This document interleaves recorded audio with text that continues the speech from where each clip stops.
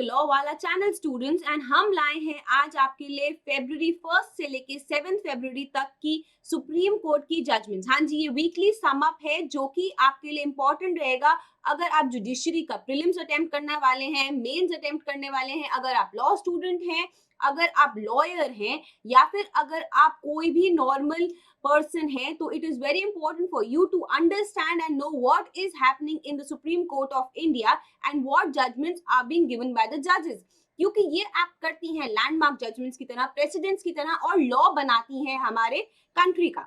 तो आइए देखते हैं कि क्या हुआ इस हफ्ते में। तो हम सबसे पहले जब बात करेंगे तो हम देखेंगे कि टॉपिक्स क्या रहने वाले हैं आज के हमारे टॉपिक्स रहने वाले हैं कि अगर बेल बॉन्ड फर्निश नहीं किया गया within 1 month of the granting of the bail, तो ट्रायल कोर्ट को सुओ मोटो उसकी कंडीशंस को रिलैक्स कर देना चाहिए। ये बोला गया हमारे honourable supreme court of India के द्वारा। ट्रांसफर ऑफ प्रॉपर्टी एक्ट में अगर इंक्रोचर क्लेम कर रहा है बेनिफिट ऑफ सेक्शन 51, तो क्या होगा उसका verdict. Right to die, supreme court ने इजी करी, जो कि गाइडलाइंस उन्होंने 2018 में एक केस में दी थी, एडवांस डायरेक्टिव्स दिए थे लिविंग विल के ऊपर, उनको सिंप्लीफाई किया गया इस केस में। Criminal proceedings inter se can be quashed if they have genuinely settled matrimonial disputes. अगर मैट्रिमोनियल डिस्प्यूट्स की बात करते हैं पार्टीज के बीच में, अगर उन्होंने एमिकेबली अपना मैटर को सेटल कर लिया है तो क्रिमिनल प्रोसीडिंग्स को भी क्वॉश किया जा सकता है। Burden of proof on the accused to prove plea of insanity is one of the preponderance of probability. Insanity एक general exception में covered होता है इंडियन पीनल कोड के अंदर, और इसका burden of proof किसके ऊपर रहेगा, accused के ऊपर रहेगा। सुप्रीम कोर्ट ने डायरेक्ट किया कि वीडियोग्राफी होगी और सकल हिंदू समाज मीट। पुलिस को ये बोला कि प्रिवेंटिव एक्शन ले अगर उनको लगे कि कोई भी हेट स्पीच होने का खतरा है। सेक्शन 138 एनआई एक्ट के अंदर कन्विक्शन नहीं हो सकती है अगर पार्टीज ने कंपाउंड कर लिया है वो ऑफेंस। कंपाउंडेबल ऑफेंस होता है सेक्शन 138 नेगोशिएबल इंस्ट्रूमेंट एक्ट, जो कि चेक बाउंसिंग के केसेस को रेफर करता है, और अगर ऐसा कुछ भी पार्टीज ने कर लिया है तो उनकी कन्विक्शन नहीं हो सकती। एंड फिर इन पॉइंट्स के ऊपर हम करेंगे प्रैक्टिस क्वेश्चंस। तो देखते हैं पहले केस में क्या हुआ। पहले केस की अगर हम बात करें तो बोला गया कि बेल बॉन्ड्स, जब हमें बेल ग्रांट करी जाती है, ट्रायल कोर्ट हमें बेल देती है या हाई कोर्ट हमें बेल देती है, तो वो सब्जेक्ट टू बेल बॉन्ड्स होती है। बेल बॉन्ड्स अगर फर्निश नहीं कर पा रही कोई भी पार्टी विद इन 1 मंथ, तो ट्रायल कोर्ट को बोला गया कि सुओ मोटो आप रिलैक्स करेंगे कंडीशंस को। केस का टाइटल था in re policy strategy for grant of bail SMW। ध्यान रखिएगा स्टूडेंट्स, ये बहुत जरूरी केस है और इसकी जजमेंट आई है 31 जनवरी 2023 को। कोरम थी justice Sanjay Kishan Paul and Abhay S ओका, और ये एक सुओ मोटो रिट पिटिशन थी जो सुप्रीम कोर्ट ने ली, और उन्होंने क्या बोला कि एक कॉम्प्रिहेंसिव पॉलिसी स्ट्रैटेजी होनी चाहिए फॉर ग्रांट ऑफ बेल। जब कोई भी सिटीजन को हम जेल के अंदर रखते हैं, जब किसी भी पर्सन को हम जेल के अंदर रखते हैं, तो हम उसकी फंडामेंटल राइट्स को कर्टेल करते हैं, because fundamental rights are subject to certain reasonable restrictions. अगर हमें ऐसा लगता है कि कोई भी खतरा है इस बंदे को बाहर रखने में, तो हम उनको जेल देते हैं, और जब जेल के बाद बेल ग्रांट करी जाती है और बेल बॉन्ड फर्निश करने होते हैं, अगर ऐसा ना हो तो सुओ मोटो एक रिट पिटिशन फाइल करी गई सुप्रीम कोर्ट ऑफ इंडिया में। उन्होंने ये देखा कि जो हमारे कंट्री के प्रिजन्स हैं वो बर्डन्ड हैं 5000 लोगों से एवरी मंथ। जी हाँ, ये एवरी मंथ का amount of number of people है, क्योंकि वो फर्निश नहीं कर पाते बेल बॉन्ड इवन इफ उनको ग्रांट हो चुकी है बेल। सुप्रीम कोर्ट ने 7 डायरेक्शंस इशू करे to avoid delay in release of prisoners after getting bail. क्या थी ये 7 डायरेक्शंस? सबसे पहला सुप्रीम कोर्ट ने बोला कि जो कोर्ट्स हैं जो कि बेल ग्रांट कर रही हैं, वो एक सॉफ्ट कॉपी भेजेंगी बेल ऑर्डर की by email to the prison authority. Jail superintendent को भेजेंगी ऑन द सेम डे या फिर नेक्स्ट डे, और जो जेल सुपरिटेंडेंट होगा वो इस डेट को, जो इस डेट पे बेल ग्रांट हुई है, उसको लिखेगा, एंटर करेगा अपने ई प्रिजन्स के सॉफ्टवेयर में।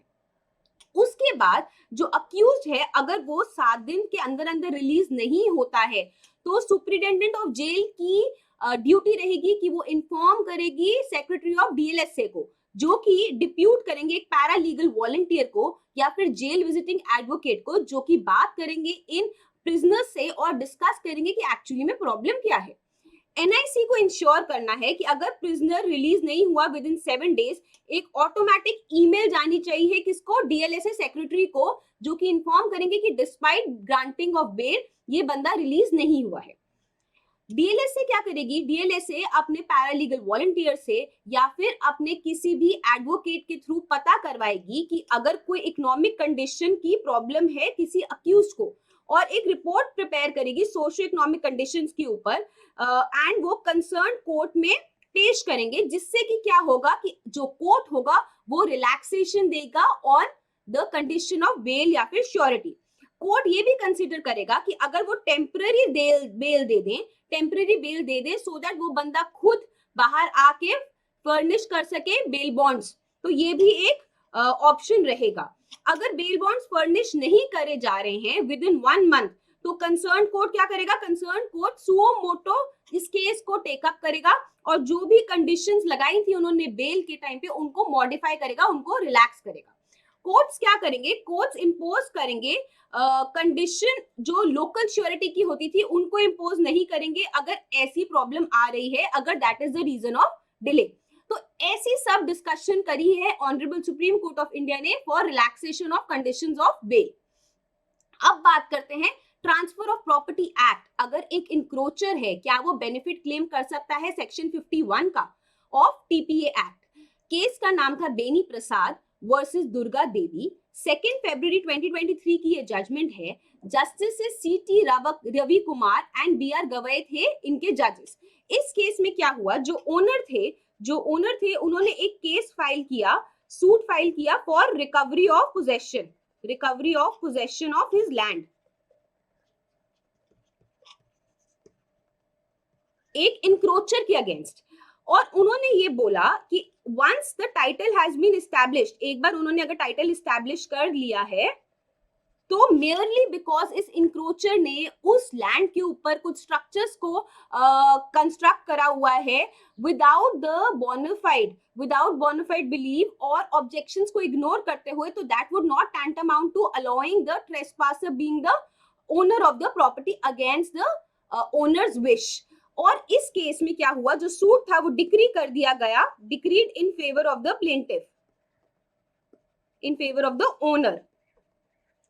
डिफेंडेंट जो थे उन्होंने एक अपील फाइल करी और जो फर्स्ट एपेलेट कोर्ट थे उन्होंने ये बोला, उनकी जो फाइंडिंग्स थी वो ये थी कि जो ओनरशिप है वो तो बात ठीक है, बट उन्होंने जजमेंट को मॉडिफाई किया with regard to the possession after demolition of the structures on the principle of acquiescence. And उन्होंने बोला कि जो डिफेंडेंट हैं they are entitled to compensation at the market value, क्योंकि उन्होंने कुछ स्ट्रक्चर्स को खड़ा किया था। इस बात पे जो प्लेंटिफ थे ओरिजिनल सूट में, जो कि हमारे ओनर थे, उन्होंने एक सेकंड अपील फाइल करी और हाई कोर्ट ने उनकी अपील को अलाउ करा एंड सेट असाइड करा फर्स्ट एपेलेट कोर्ट की जजमेंट को, जिसमें ये बोला गया था कि कॉम्पनसेशन देना चाहिए स्ट्रक्चर्स के लिए। जो डिफेंडेंट ने अप्रोच किया सुप्रीम कोर्ट को और उनके 2 कंटेंशंस थे। पहला उनका कंटेंशन ये था कि जो कंस्ट्रक्शन उन्होंने करी थी वो एक बोनाफाइड बिलीफ के अंदर करी थी, thinking himself to be the owner of the land. Second चीज उन्होंने ये बोली कि जो मैं हूं, बिकॉज मैंने कंस्ट्रक्शन की है, I am protected under section 51 of the TPA act. Second बात उन्होंने ये बोली कि जो प्लेंटिफ थे उस टाइम पे उन्होंने कोई भी ऑब्जेक्शन नहीं रेज किया था, तो he will be bound by the principle of estoppel. परंतु सुप्रीम कोर्ट ऑफ इंडिया ने उनकी इस अपील को डिसमिस किया, उनके इन कंटेंशंस को डिसमिस किया। सुप्रीम कोर्ट ने ये बोला, जहां पे एक ओनर लैंड के लिए, अपनी लैंड की रिकवरी के लिए सूट फाइल करता है फ्रॉम द इंक्रोचर, और अगर उसने एक बार अपना टाइटल को इस्टेब्लिश कर दिया है जस्ट बिकॉज कुछ स्ट्रक्चर्स खड़े हुए हैं, ignoring the objections of the owner without any bona fide belief, आप ये नहीं बोलोगे कि वो ट्रेसपासर जो है आप उसको उस लैंड को परचेज करने की अथॉरिटी नहीं दे दोगे विदाउट द ओनर्स विल। ठीक है, उसके बाद section 51 applies to a transferee जो कि इंप्रूवमेंट करता है इन गुड फेथ एक प्रॉपर्टी के ऊपर। एक प्रॉपर्टी है, अगर उसके अंदर कोई भी इंप्रूवमेंट करी जा रही है ये थॉट प्रोसेस के साथ, ये बोनाफाइड बिलीफ के साथ कि वो एब्सोल्यूट ओनर है, वहां पे सेक्शन 51 लगता है। बट इस 51 को लगाने के लिए, in order to attract the section, occupant of the land must have the held the possession under the colour of the title. यहाँ पे जो भी पोजेशन था वो कलर ऑफ टाइटल के अंदर नहीं था, वो ट्रू ओनर नहीं था। he must be under the bona fide belief that he has secured the good title of the property in question and the owner thereof. But इस केस में जो इंक्रोचर था उसको बिल्कुल भी ये bona fide belief नहीं था, ये वो अपने आप प्रिज्यूम करके चल रहा था। इसलिए honourable supreme court of India ने बोला कि अगर कोई भी इंक्रोचर सेक्शन 51 ऑफ टीपीए एक्ट का बेनिफिट लेना चाहेगा ऐसे केस में तो उसको नहीं मिलेगा एंड उसकी अपील को डिसमिस किया गया। अब बात करते हैं right to die. Right to die simplifies 2018 guidelines on living will advance directive. Supreme Court makes it easier for persons to opt for passive euthanasia. Case का नाम है common cause versus union of India. 24 जनवरी 2023 की ये judgment है। Students, ये बहुत important judgement रहने वाली है आपके पेपर पॉइंट ऑफ व्यू से, तो इसको छोड़ के बिल्कुल नहीं जाना है। इसके कोरम था justice K M. Joseph, Ajay Rastogi, Aniruddha Bose, Hrishikesh Roy and C T Ravi Kumar. तो 5 जज बेंच है। और सुप्रीम कोर्ट ने क्या किया, कॉन्स्टिट्यूशनल बेंच के साथ सिंप्लीफाई किए procedure for executing living will और advance directive by modifying the 2018 का जजमेंट। 2018 में एक जजमेंट आई थी जिनके जो भी गाइडलाइंस थे उनको सिंप्लीफाई किया गया।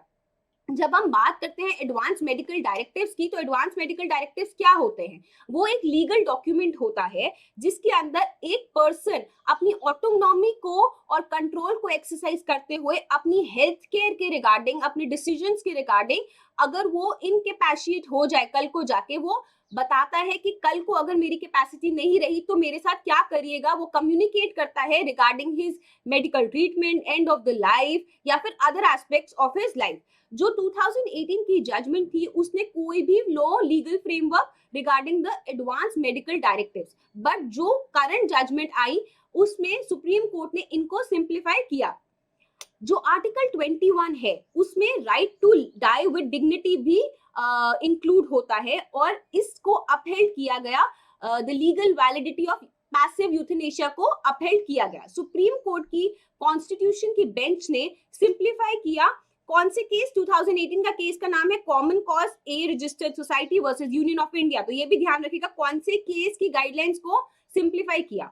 सुप्रीम कोर्ट ने अलाउ करी application by Indian society of critical care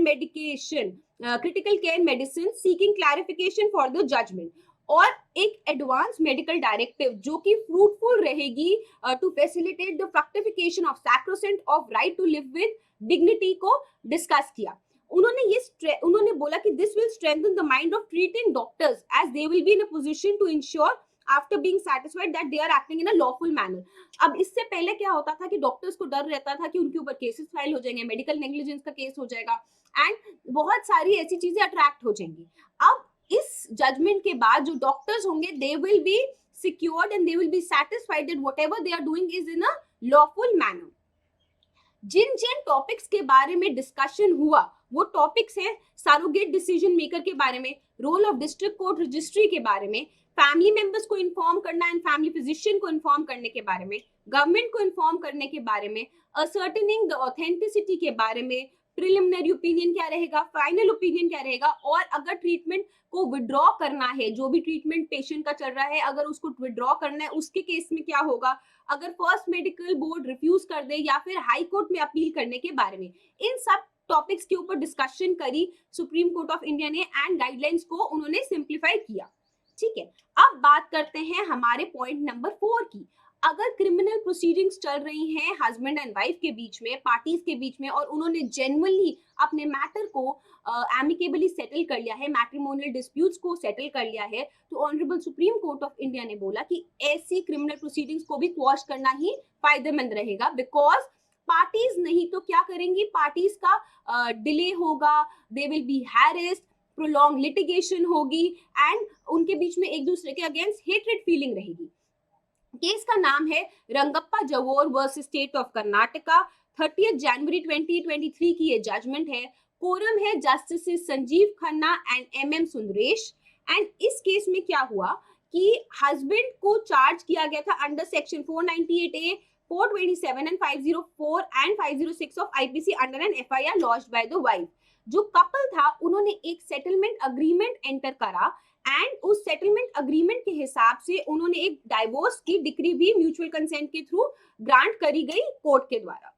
जो एलिजिड इंस्टेंसेस थे उनके एक दूसरे के अगेंस्ट, उसमें ये डिस्कस किया गया कि इवन दो उनके बीच में सेटलमेंट हो चुका है, बट अगर आप उनका क्वॉश नहीं करोगे क्रिमिनल प्रोसीडिंग्स, तो there will be prolonged litigation and जब उनका मैट्रिमोनियल टाई ही टूट चुका है, डिक्री ऑफ डाइवोर्स मिल चुकी है, so there is no point in prolonged litigation and developing the feeling of hatredness. So courts ने ये बोला कि ऐसे केसेस में अगर कोई भी एफआईआर है या प्रोसीडिंग्स है उनको क्वॉश कर देना चाहिए. कर्नाटका हाई कोर्ट ने उनकी इस प्रेयर को regarding the quashing of the criminal proceedings को रिजेक्ट किया था, because of which the husband had approached the honourable supreme court of India. Apex court ने नोट किया जो एपेलेंट है, जो हस्बैंड है, वो एक ऑफिसर थे बॉर्डर सिक्योरिटी फोर्स के और उनकी जॉब रिक्वायरमेंट्स ऐसी थी कि वो डिफरेंट पार्ट्स ऑफ कंट्री में काम करते थे. देयरफॉर अगर उनको बार बार कोर्ट आना पड़ेगा, he would be put to harassment and honourable supreme court of India ने इस एफआईआर को क्वॉश कर दिया. अब बात करते हैं burden of proof on accused to proof plea of insanity is one of the preponderance of probability. Insanity student section 84 of IPC के अंदर एक जनरल एक्सेप्शन में कवर होती है. केस का नाम है प्रकाश नया alias Sen versus state of Goa.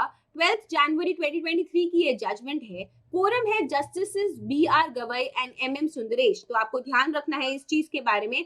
ये पेपर में आपके पीटी के पॉइंट ऑफ व्यू से भी रेलेवेंट रहने वाला है और आपके मेंस के पॉइंट ऑफ व्यू से भी रेलेवेंट रहने वाला है, because this is one of the recent case law जो आपके आईपीसी में भी पूछे जा सकते हैं.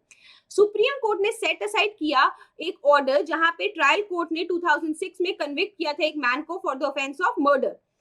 जो चीज देखी गई, जो एपेलेंट थे वो अंडरगो कर रहे थे treatment of schizophrenia at the time of offence which took place in 2004. Evidence उन्होंने प्लेस किया on record that prior to the occurrence he had underwent in an inpatient treatment of government medical college hospital for mental illness. उन्होंने इस चीज का evidence place किया. 2 doctors को भी examine किया गया जिन्होंने टेस्टिफाई किया कोर्ट के सामने regarding the illness of the appellant. और ट्रायल कोर्ट ने एंड हाई कोर्ट ने इन फैक्टर्स को ब्रश अवे करके उसको कन्विक्ट कर दिया.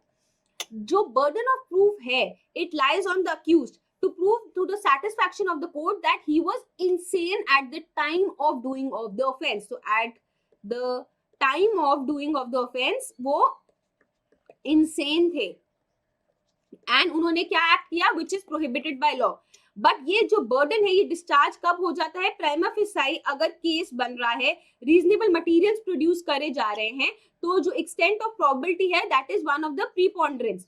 और इस केस में for the reason that the person of unsound mind is not expected to prove his insanity beyond a reasonable doubt. और हमारे इस केस में डॉक्टर्स ने भी टेस्टिफाई किया था, उन्होंने पहले के मेडिकल डॉक्यूमेंट्स को भी प्रोड्यूस किया था. दूसरी बात ये है कि एक कलेक्टिव रिस्पॉन्सिबिलिटी रहनी चाहिए कोर्ट की भी, प्रोसिक्यूशन की भी, कि वो डिसाइफर कर पाए जो कि प्रूफ उनके सामने आ रहा है. बिहेवियर और conduct of the accused before, during and after the occurrence also has to be looked into. तो एक कलेक्टिव, एक होलिस्टिक अप्रोच होनी बहुत जरूरत है. ठीक है. 6th पॉइंट की बात करें तो सुप्रीम कोर्ट ने डायरेक्ट किया कि वीडियोग्राफी होगी, सकल हिंदू समाज मीट की, और पुलिस को बोला गया कि अगर आपको प्रिवेंटिव एक्शन लेना चाहिए टू प्रिवेंट हेट स्पीच तो प्लीज वो प्रिवेंटिव एक्शन ले. केस का नाम है Shaheen Abdullah versus union of India and 3 फरवरी 2023 का ये जजमेंट है. कोरम है justice KM Joseph and IB Pardiwala. And इस केस में ये डिस्कशन हुई कि एक एलिजिड इंस्टेंस हुआ था एंटी मुस्लिम हेट के बारे में. स्पीच हुई थी ड्यूरिंग हिंदू जन आक्रोश मोर्चा जो कि सकल हिंदू समाज ने होल्ड किया था मुंबई में ऑन 29 जनवरी. और इस केस के रिगार्डिंग एक कोर्ट की इंटरवेंशन मांगी गई which was sought for the apprehending की रिपीटिशन ना हो ऐसे किसी भी सिमिलर इंस्टेंस में. और सुप्रीम कोर्ट ने डायरेक्शंस इशू करी regarding the meeting proposed by the सकल हिंदू समाज.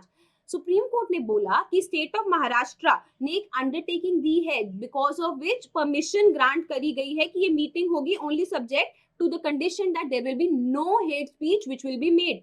उन्होंने डायरेक्ट किया कि वीडियोग्राफी होनी चाहिए of the meeting by the police and इस वीडियो को अवेलेबल करना है कोर्ट के लिए कि कोर्ट देख पाए कि एक्चुअली में क्या हुआ है.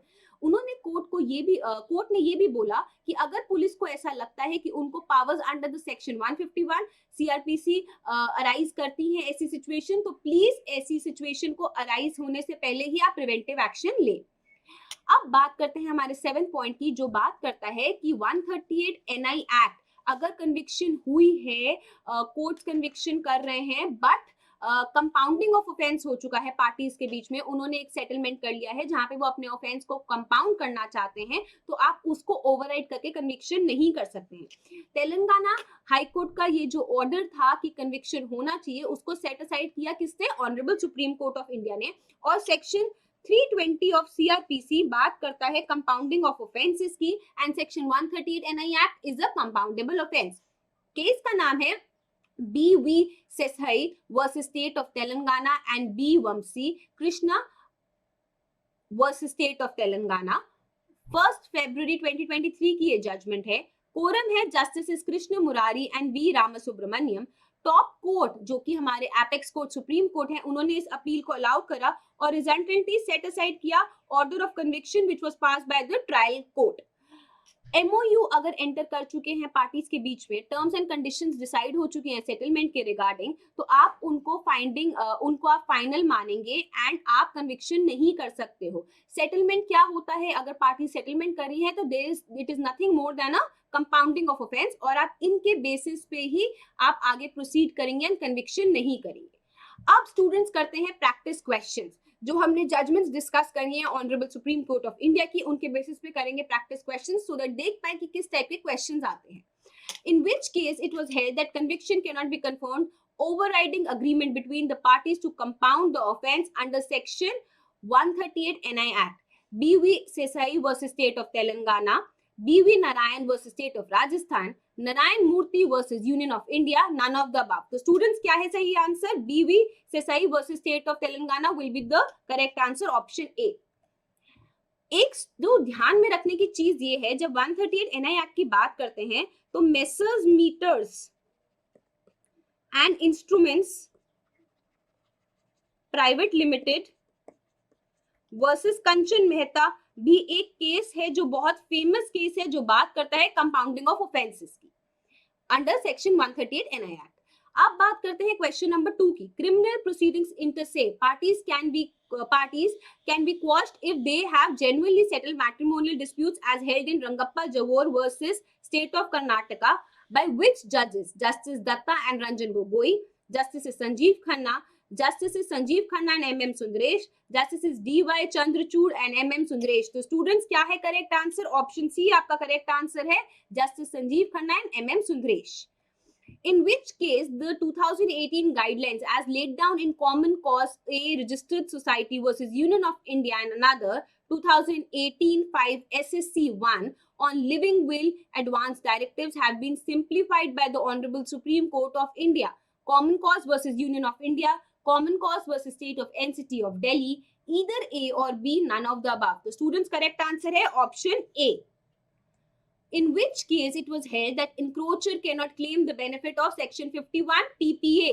Durga Prasad versus Lalit Sharma, Ram Prakash versus Union of India, Ram Prasad versus State of UP, Beni Prasad versus Durga Devi. तो स्टूडेंट्स क्या ऑप्शन है? Option D will be the correct answer.